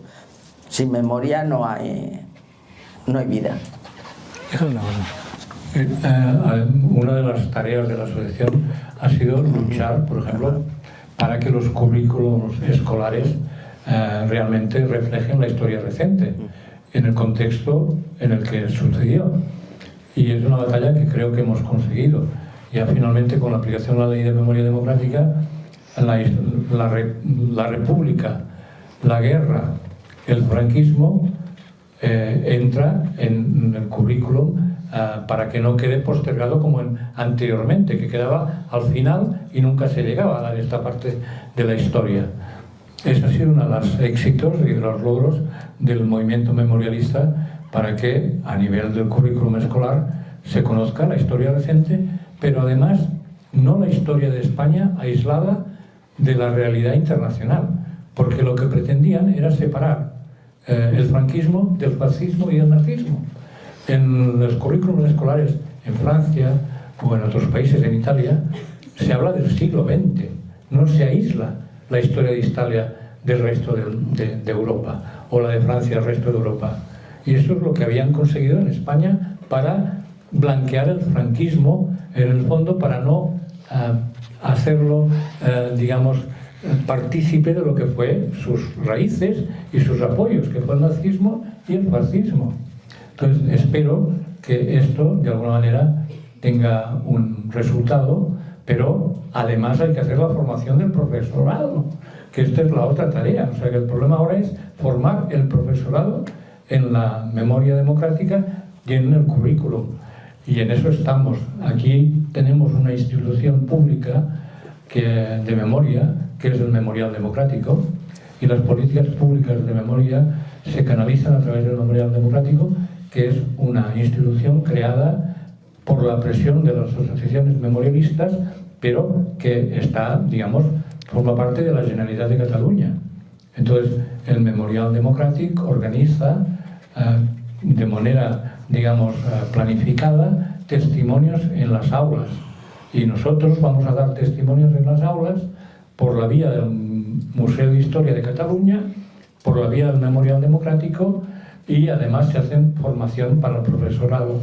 Desgraciadamente, en muchas de las zonas de las que procedéis, esto hacen justo lo contrario. Y en Aragón, supongo ahora, y en Castilla-La Mancha, aquí aún tenemos, digamos, un gobierno de la Generalitat que se declara y es antifascista y antifranquista y promociona y desarrolla las políticas públicas de memoria.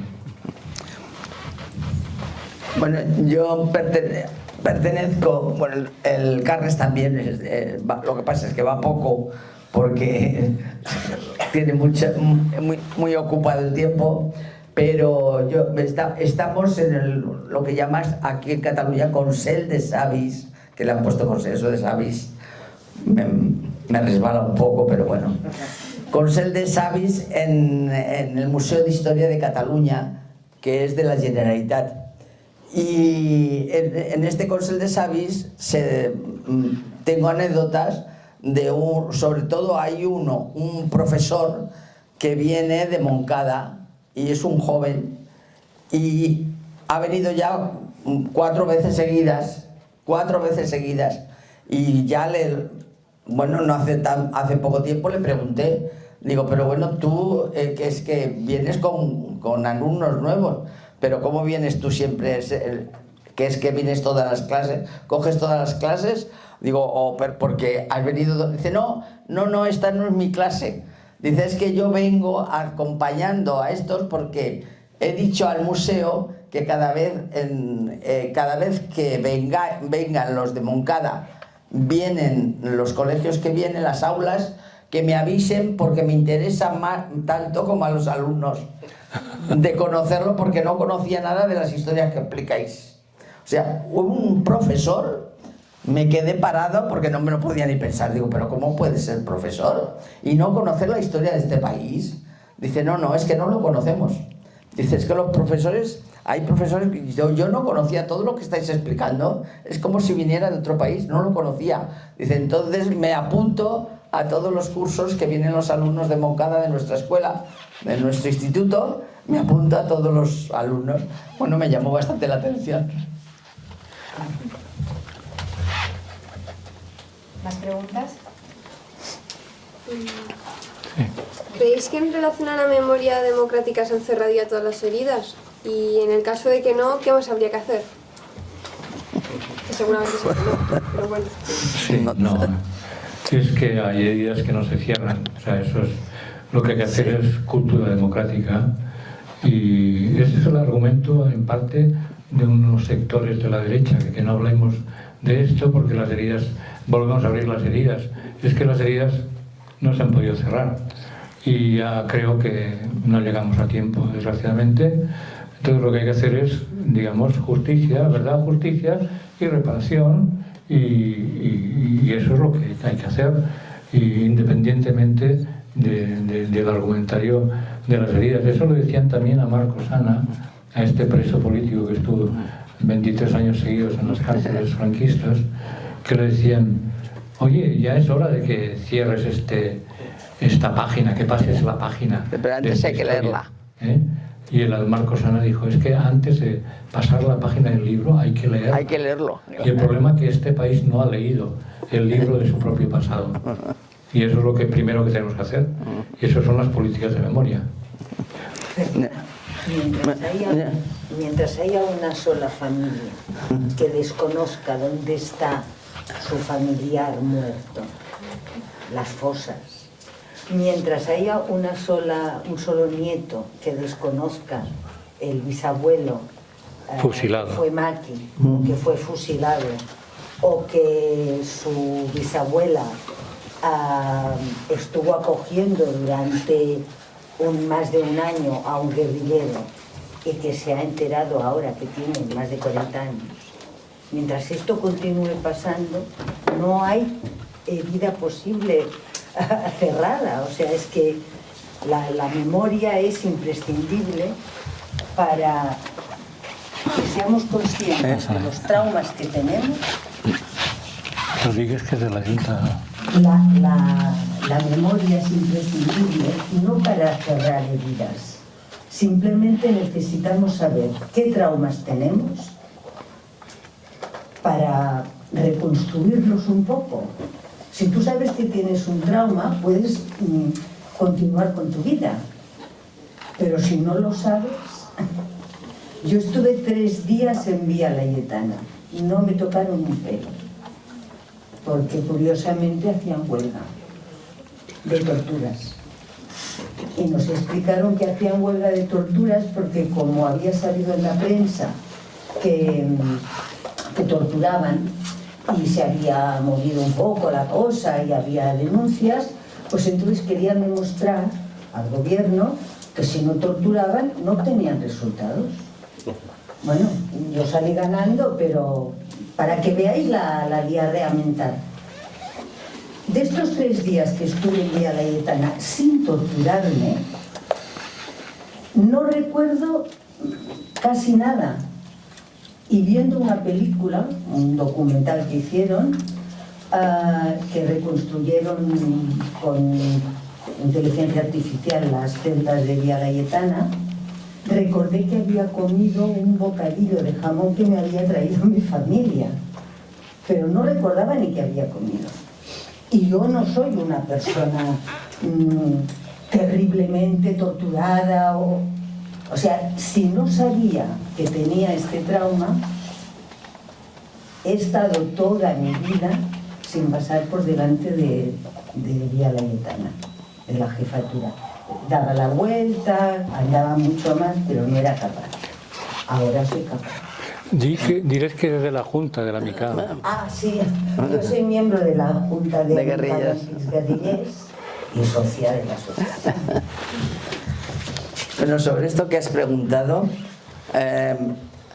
te diré que yo de momento pensar en una familia que ha pasado decenas de miles de casas en este país, diría el 50% del país, sobre todo especialmente en los pueblecitos. Una familia que van y te sacan a tu padre, te sacan a tus hermanos, los fusilan, se los llevan, los dan el paseo, no sabes qué es de ellos, no sabes dónde están, y alguien te dice, sí, los han matado en las carreteras, o los han matado como pasó en Granada y en tantos sitios en toda España. Hay 100.000 hay unos 100 y pico mil de fosas comunes en este país. Todavía no hemos sacado los esqueletos de todas las fosas, porque se necesita mucho dinero para ir sacando y no se ha limpiado. Pero poneros en el puesto de familias que no sabe qué ha sido de sus familiares durante muchos años, y sobre todo el franquismo ha durado 40 años, y que no solo no saben, sino que no podían ni hablar de este familiar, que señalaban a toda la familia, que se han tenido que ir de los pueblos porque los fascistas empujaban a todo el pueblo a que les echaran. Bueno, la película de las mariposas, te lo dicen los que hayáis visto, de cómo obligaban incluso a niños que querían a este maestro a tirarle piedras y a ir detrás del coche insultándolos. Bueno, pues esto ha sido a nivel de toda España. A nivel de toda España han ocurrido estas cosas, y yo, que no me ha pasado esto, que ha sido otras formas de lucha más abiertas, pero yo siempre digo, es que el terror que han metido a toda la ciudadanía en este país ha sido el arma más poderosa que ha tenido el franquismo para triunfar y para vivir tantos años. Porque ha metido tal terror que se ha transformado en enfermedad. El terror que han metido. Y que nosotras queramos limpiar estas heridas, como dices, las heridas están encangrenadas.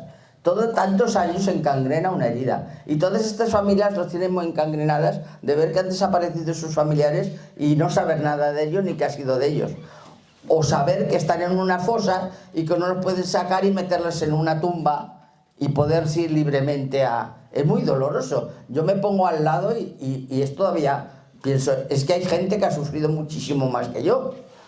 Es que es terrible. Yo me hago la idea de que a mis padres hubieran desaparecido y no pudiera ni siquiera mencionarlos. Sí, es que mis padres yo quiero sacarlos de aquí y no pueda ni sacarlos de allí. Porque hay el peligro que me metan en la cárcel también, porque o me hagan desaparecer. Es que hemos pasado una etapa tan horrible y es para pensarlo. Y esto te cura, o sea, esto no te hace peor, esto te hace mejor persona. Y la demostración la tenemos en Marcos Ana. Marcos Ana fue torturado, estuvo 24 años en la cárcel, salió condenado a muerte, salió y le cogieron con 19 años a Marcos Ana y salió ya con 60 y pico. No, menos, 40 y pico. No, bueno, 24 años, 19 le cogieron. Bueno, pues Marcos Ana era un hombre maravilloso. Maravilloso. Todo lo que lo conocimos. Un poeta. Era un poeta, era un hombre dulce. Yo le decía, es que tenemos el español, el del Brasil, al África, el Mandela. Es que tenemos un Mandela español. Porque era maravilloso, dulce, era bondad pura, era paz, era un hombre amor.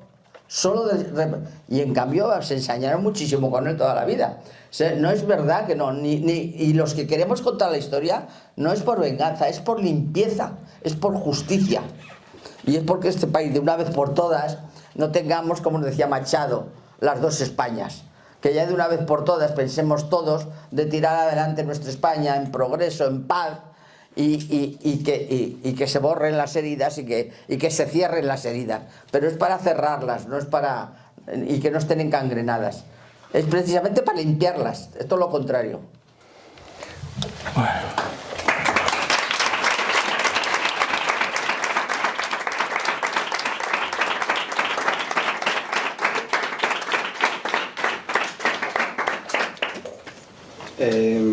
¿Creen ustedes que la situación actual en la política, tanto en Europa como en España en este caso, podría derivar en una situación parecida a la que vivimos, a la que se vivió en esa época? Eso depende de vosotros. Nosotros ya hemos hecho todo lo que hemos podido y seguiremos, mientras el cuerpo aguante. Pero por eso nuestra labor es dar testimonio de lo que es vivir en fascismo, en dictadura, que no es vivir, es morir en vida. Y por lo tanto, el mejor augurio que podemos hacer es avanzar en una democracia cada vez más completa. Pero vivimos una democracia incompleta, pero tenéis las herramientas para cambiar o avanzar la sociedad, o para ir hacia atrás. Nosotros que no teníamos ni derecho de voto, ni de asociación, ni de nada. Lo nuestro era la lucha directa contra una situación de dictadura. Por lo tanto, digamos, lo único que podemos deciros es que depende de vosotros. Y depende de que salgamos de los individualismos y que, digamos, vivamos en más comunidad. Yo creo que desgraciadamente el elemento que no habíamos previsto, y yo creo que es el que está haciendo más daño para extender estos mensajes de odio, es las redes sociales. No lo teníamos esto en nuestra perspectiva histórica presente, pero realmente cómo ha logrado aislar o está logrando aislar las personas y cómo está logrando difundir pues bueno, estos mensajes de odio, como el otro día en Torre Pacheco. Yo que soy de origen familiar murciano por parte de madre, ¿sabéis que aquí en Cataluña, convenía recordárselo a los murcianos, era un insulto llamarte murciano? Aquí un insulto fuerte a un emigrante, un catalán de estos de derechas o racista, murciano, pues bueno, están haciendo lo mismo con los que están a su alrededor, con lo que les hacían a ellos cuando eran emigrantes. También habrá que recordar esa memoria tan corta de que en realidad todos somos emigrantes en algún momento de nuestra vida. Y es muy triste ver estos sucesos y cómo capitalizan este discurso del odio de buscar al enemigo, cuando el enemigo no son esos emigrantes. El enemigo es el capital que se está explotando, son las grandes tecnológicas, son las industrias armamentísticas. Joder, seamos claros de identificar cuál es el enemigo. No es tu convecino, no es tu familiar, no es el emigrante que está arrancando las hortalizas. Bueno, ¿qué os he de explicar? Que vosotros ya sois un grupo de gente muy maja, de jóvenes concienciados, porque habéis hecho una opción de hacer esta ruta del exilio. Eso ya os pone, digamos, nos sentimos unidos a vosotros, y yo creo que vosotros con nosotros, y tenéis que ser parte de ese activismo que en tiempos complicados, bueno, hay que seguir luchando, y deciros que, bueno, si hemos luchado en las peores condiciones muy duras, porque algunos me dicen, es que es muy difícil, es como... Oye, era peor cuando nosotros nos comprometimos. Por lo tanto, tenéis herramientas, tenéis capacidades y tenéis la juventud para ir tratando de que la sociedad vaya hacia adelante y no hacia atrás. Tengo ahora hace reciente una anécdota sobre lo que acabas de decir, de lo que es... Yo siempre que voy a los colegios acostumbro a decir a los jóvenes, espíritu crítico, cargaros de espíritu crítico. No escuchéis por escuchar, sino analizando vosotros lo que escucháis. Ahora he estado en Mauthausen, estuve en el aniversario, en el 80 aniversario de Mauthausen, y había jóvenes como vosotros, por suerte. Había 5 colegios y hicimos que lo encontré muy interesante. Después de cenar nos reuníamos 100 y pico personas, entre ellos todos con los jóvenes, personal de institución, maestros, familiares de deportados y jóvenes. Nos reuníamos todos en una sala que nos preparaban en el hotel. Pude escuchar, también los jóvenes salían a pedir para intervenir, y salió un joven el último día en el que era de aragonés, de un colegio de Zaragoza, de la parte de Zaragoza. Y este joven nos explicó que ese día había recibido de su colegio, que iba a un colegio privado por Zaragoza, y venía que había recibido varios emails que les estaban enviando WhatsApp, emails y mensajes de un grupo de Vox que tenían en el colegio. Y entonces le preguntamos que cuántos eran de la clase, y dijo que serían más o menos unos 15 de Vox y unos 10 que estaban en contra. Pero de los 15 de Vox, que sobre todo había 3 o 4 que eran de los más provocadores, que los demás se les seguían les parecía más bien por miedo, pero que el que les estaba mandando eran los 2 o 3 los mensajes, y que decían: ahora que tenéis a tanto rojo ahí, tenéis la gran ocasión para aprovechar y lanzaros contra ellos o tirarles por las escaleras de allí de Mauthausen. Este lenguaje es un lenguaje, bueno, si lo escucháis, el joven que piense, dice, ¿qué saco yo de esto? Pues es lógico que rechacéis, ¿no?, este lenguaje. Pues bueno, esta gente, ¿por qué tiene un lenguaje tan vacío, tan... No se entiende. Yo no, la verdad es que mi mente no puede. ¿Por qué? ¿Por qué tienen que hablar así? Bueno, pues es esto lo que tenéis que mirar los jóvenes. ¿Quién nos manda los mensajes de odio? ¿Y quién nos manda estos mensajes tan negativos que no dejan vivir? Y entonces aplicar aquello, vive, deja vivir y crear un mundo más justo. Pero un mundo más justo es un mundo contra las guerras, impedir que dediquemos tanto dinero para las guerras, para el armamento, y impedir estos lenguajes de odio, y bueno, y crear más, extender más el amor y la bondad que está tan antigua, dicen. Pero la verdad es que una persona bondadosa, yo que me lo den a una persona con este lenguaje de odio. Entonces, bueno, para mí no hay color. No hay color de una persona que te habla de esta manera. Entonces le preguntamos, ¿y ahora qué vas a hacer cuando vuelvas y tengas que explicar lo que hay? Dice, pues explicaré lo que he visto y la conversación que he tenido con las familias de los deportados, sobre todo con las familias deportados, que lloraban los jóvenes escuchándolas a las familias de los deportados. Bueno, pues es esto, sois vosotros, es vuestro futuro. Para eso sirve la memoria, para eso también, para prepararos, para forjar y educar a todos los compañeros y dialogar con ellos y hablar con ellos e intentar cambiar este mundo.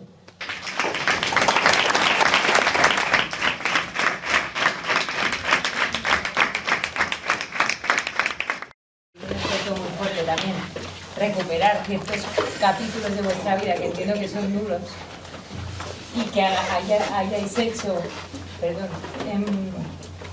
este acto de solidaridad y de amor, que es que vosotras nos contéis capítulos tan complejos de vuestra vida y de vuestra familia para que nos reverberen a nosotras dentro, nosotras podamos sentir por qué estamos luchando aquí y por qué estamos haciendo estos caminos aquí. Pues personalmente sé que todo el equipo, y también creo que vosotras también, las ruteras, pues valoráis este ejercicio, ¿no? Entonces yo quiero daros estas gracias y aseguraros que el testimonio que nos estáis pasando, que también lo vivimos como un relevo, no cae en saco roto, sino que es una semilla que está naciendo dentro de nosotras cada día. Así que muchas gracias, y le doy la palabra a mis compañeras de pedagogía de testimonios, de rutas, etcétera, que quieren llevar al efecto exactamente de lo que nos han dicho Carlas y Antonia, que es que luchéis por el futuro. Yo quiero rescatar justo una frase que ha dicho Antonia: no se puede vivir sin memoria. El primer día dijimos justamente que la memoria es vida y que justamente, como ha dicho Ana, esto es un acto de amor, esto es el regalo más grande que nos pueden hacer, que es legar testimonios, que es abrirse y contar episodios tan dolorosos, episodios tan oscuros, para hallar en ellos la luz, que es la luz justamente de la lucha, de esta lucha que tomamos, que continuamos, y de mostrar que justamente no se puede ser feliz sin luchar, como decía el padre Antonia. Justamente yo creo que por todos los lugares por los que hemos pasado, de Sartaguda hasta aquí, hasta Barcelona, nos han acompañado muchas voces, nos han acompañado muchas canciones que aún suenan, y justamente son canciones que aún debemos cantar con el puño en alto y con el cuerpo y el alma llena de esperanza, de sueños, de amor y de una ambición por hacer de este mundo un mundo más justo y un mundo que tenga presente justamente lo que hemos escuchado hoy, que ya a partir de hoy pues nos acompañará a todos y todas, nos cambiará a todos y todas, y cuando pisemos y volvamos a pisar nuestras ciudades y nuestros barrios, estoy seguro de que lo haremos de manera diferente. Muchas gracias. Gracias.